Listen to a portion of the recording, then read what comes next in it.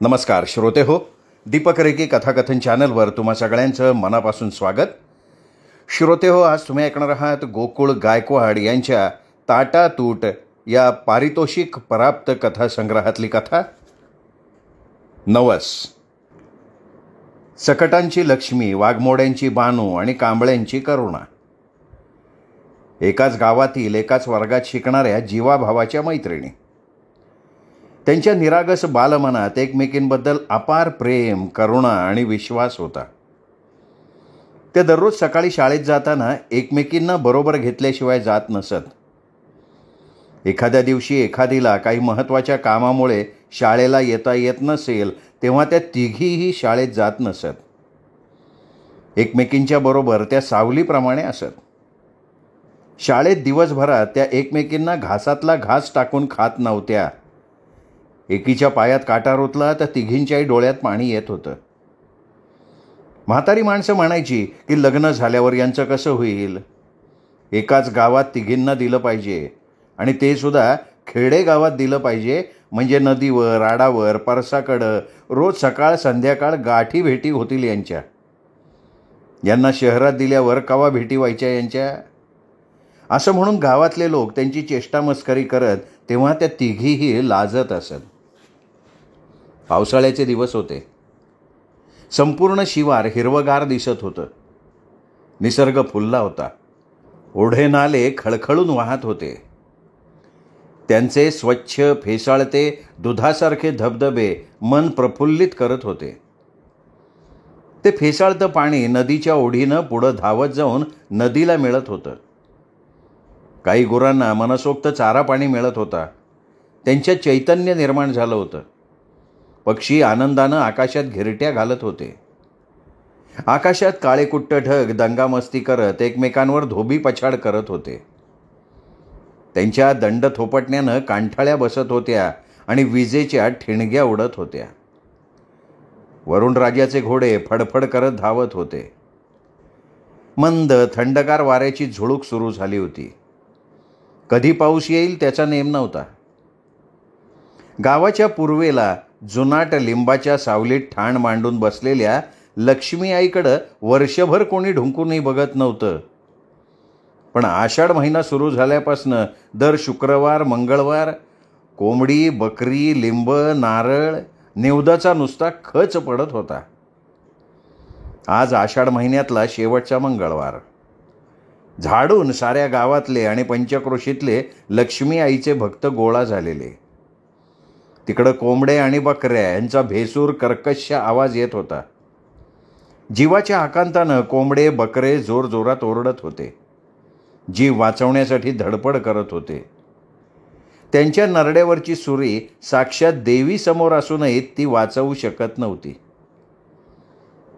जन्मतः बोकडाच्या नरड्यावर सुरी असते हे सिद्धच होत होतं. बानू घाबरत घाबरत कशीबशी लक्ष्मी सकटच्या घराजवळ गेली आणि तिने लक्ष्मीला जोराने आवाज दिला. लक्ष्ये, अरे कोण आहे? अगं मी बानी आहे. चल ना, शाळेला जायला उशीर होतोय. अगं आमच्या घरी आज देवदेव आहे, मला नाही जमणार आज शाळेत यायला. आणि ऐक ना, अगं तू पण नको जाऊ आज शाळेला. आज माझ्या भावाचा कारण आहे, थांबती का बघायला? बानूनं विचारलं. कारण म्हणजे काय गं लक्ष्ये? लक्ष्मी म्हणाली, अगं माझ्या आईला लगीन झाल्यावर बरीच दिवस लेकरं होत नव्हती, म्हणून माझ्या आजीनी लक्ष्मी आईला नवस केला. आजीने लक्ष्मी आईला साकडं घातलं आणि म्हणली, आई लक्ष्मी, माझ्या सुनेची कूस उजव. पहिला पोरगा झाला का तुला पोतराज म्हणून सोडीन. आजीच्या नवसाला देवी लक्ष्मी आईने कौल दिला की ग. आईला मरीबाच्या पाठीव पटापटा माझ्यासह 5 लेकरं झाली. आज आजींनी बोललेला तो नवस फेडण्यासाठी माझा सगळ्यात मोठा भाऊ मरीबा याचं कारण आहे. म्हणजे गावाबाहेरच्या त्या मोठ्या लिंबाखालच्या देवी लक्ष्मी आईच्या मंदिरासमोर मरीबाला रेड्यासोबत वाजत गाजत घेऊन जाणार आहेत. त्यांच्यासोबत अनेक गावगावचे पाहुणे रावळे, पोतराज आणि जाळाच्या गागरी घेऊन सुवासिनी बायका साऱ्या गावातनं वाजत गाजत मिरवत नेऊन लक्ष्मी आईच्या समोर रेड्याला कापणार आहेत.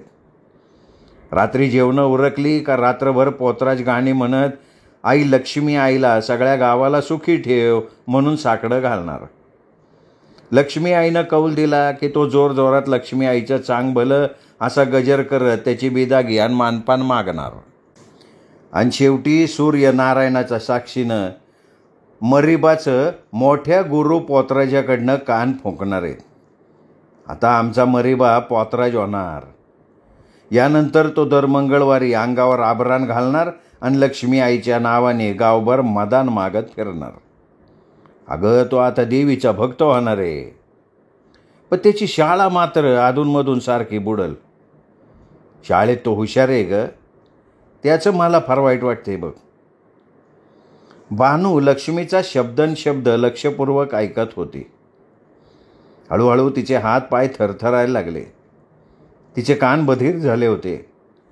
ती एकटक शून्यात बघत होती. नवस हा शब्द ऐकताच ती भयंकर भेदरली होती. पावसाळ्याच्या थंडगार वातावरणात तिच्या सर्वांगाला घाम फुटला.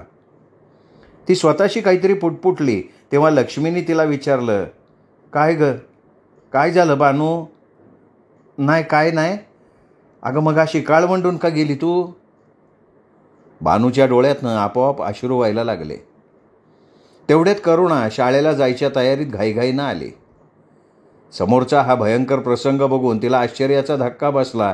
तिला राहवलं नाही. काय झालं म्हणून तिने लक्ष्मी आणि बानूला पटकन विचारलं. तेव्हा लक्ष्मी तिच्या भावाच्या नवस आणि कारण याबाबत करुणाला सांगायला लागली.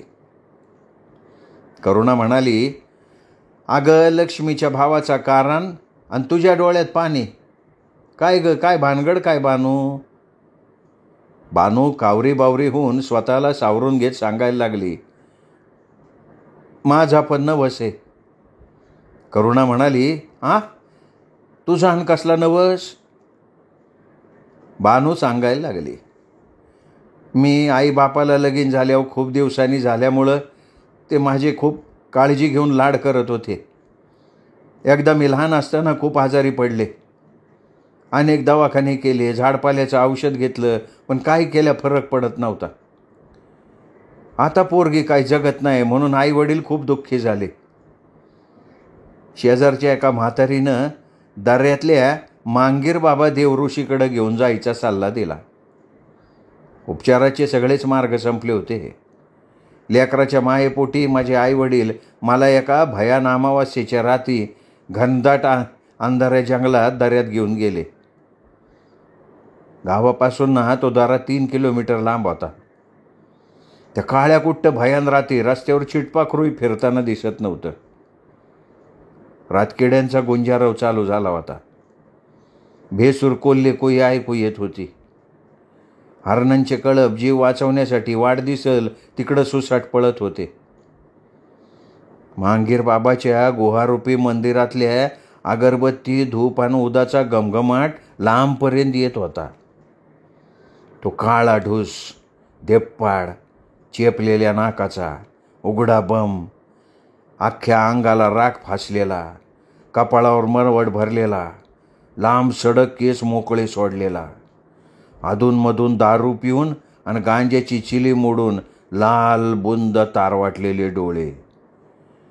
अशा अकराळ विक्राळ भेसूर भयानक त्या देवऋषी मांगीर बाबाच्या अंगात वार आलं ना का तो भक्ताला पटल असं काय बाई विचारी. रंजल्या गांजल्या भक्ताला त्याच्या दुःखामुळं तो बाबा बोललेलं समद खरं वाटायचं. खरं तर तिथं येणाऱ्या प्रत्येकाचं दुःख आणि व्यथा सारख्याच असायचं. त्याचं गमक त्या भोंदू बाबांनी ओळखलेलं असतं बरं का. तो बाबा माझ्या आईवडिलांना म्हणाला, अरे बालका, तुला तुझं लेकरू हवंय का?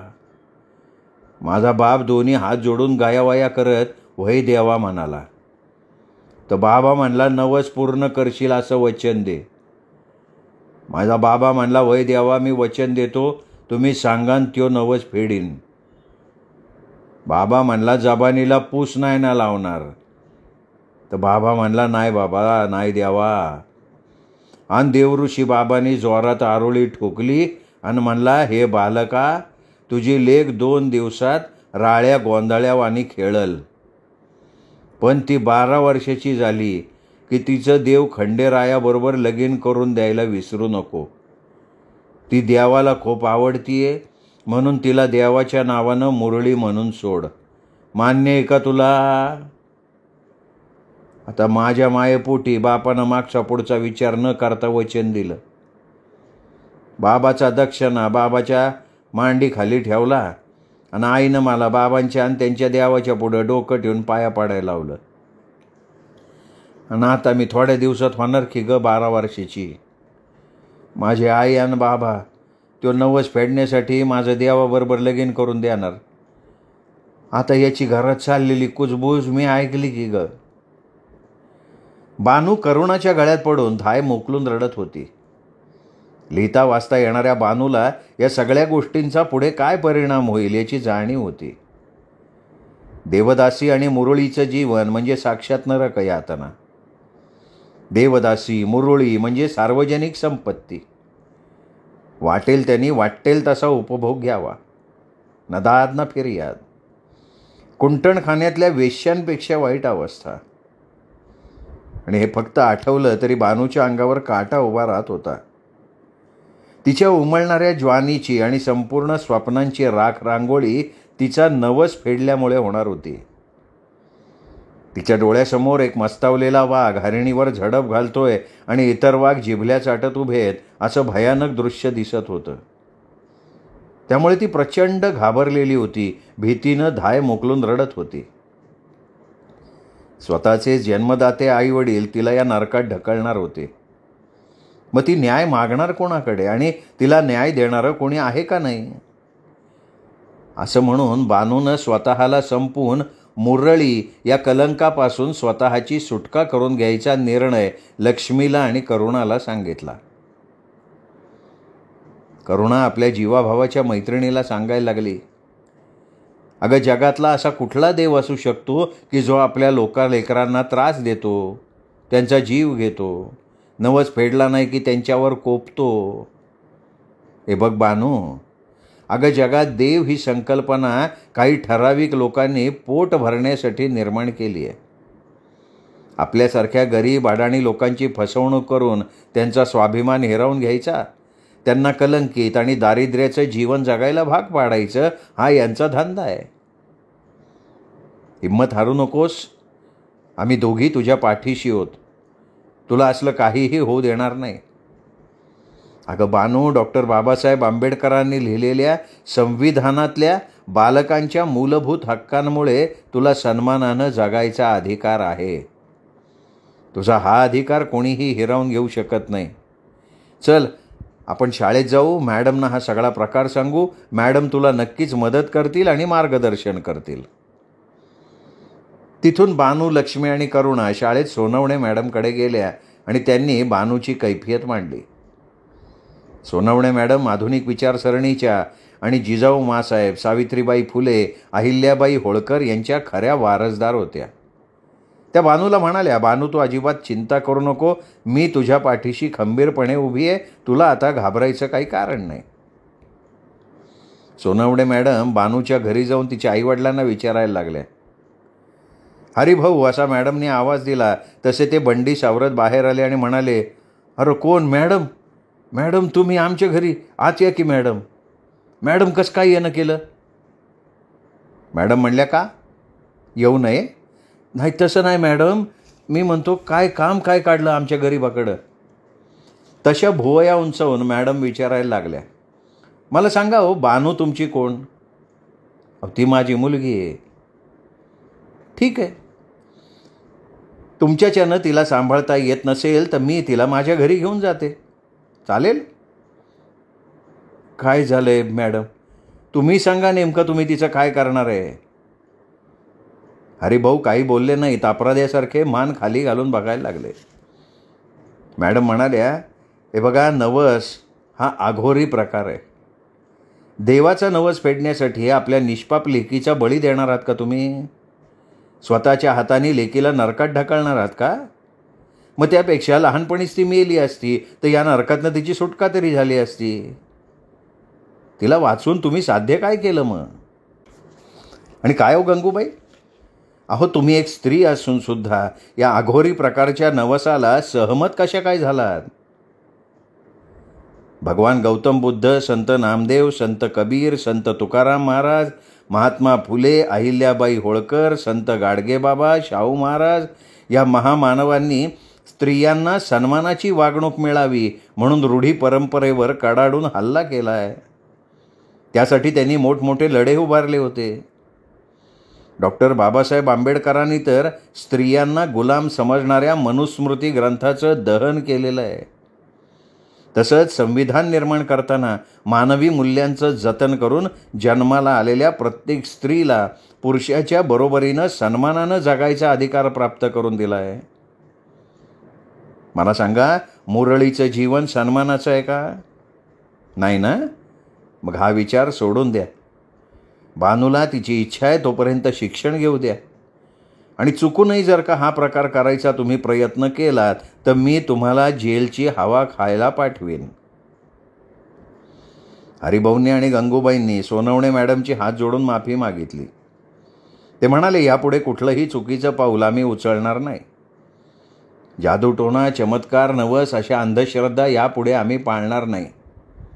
तुम्ही देवासारख्या भेटलात, आमच्या मुलीची नरकातनं सुटका केलीत. तुमचे उपकार आम्ही कधीही विसरणार नाही. मॅडम, तुमचे आभार कसे मानावेत हेच कळत नाही बघा. त्यांना सोनवणे मॅडम म्हणाल्या, माझे आभार मानण्यापेक्षा या करुणाचे आभार माना. तिला या लहानशा वयात स्वाभिमानी जीवनाचा अर्थ कळलाय. चांगलं वाईट यातला फरक तिला कळतोय. अहो लक्षात घ्या, अंधश्रद्धेमुळे आपल्या अनेक पिढ्या बर्बाद झाल्या आहेत. अनेक निष्पाप जीवांचे बळी गेलेत. त्यामुळे तुम्ही अंधश्रद्धा सोडा, वैज्ञानिक दृष्टिकोन ठेवा आणि स्वाभिमानी बना. घुसतंय का काही डोक्यात? दचकून हरिभाऊ म्हणाले, वय वय आलं की ध्यानात. हा मी नाही आता अंधश्रद्धेला बळी पडणार. श्रोते हो, तुम्ही ऐकत होतात गोकुळ गायकवाड यांची ही लघुकथा नवस. कथा कशी वाटली कमेंट करून कळवा. ही बोधकथा आपल्या कथाप्रेमी मित्रपरिवारात, नातेवाईकात शेअर करा आणि पुन्हा पुन्हा भेटत राहा दीपक रेगे कथाकथन चॅनलवर अशाच कथा आणि कादंबरी ऐकण्यासाठी. नमस्कार श्रोतेहो.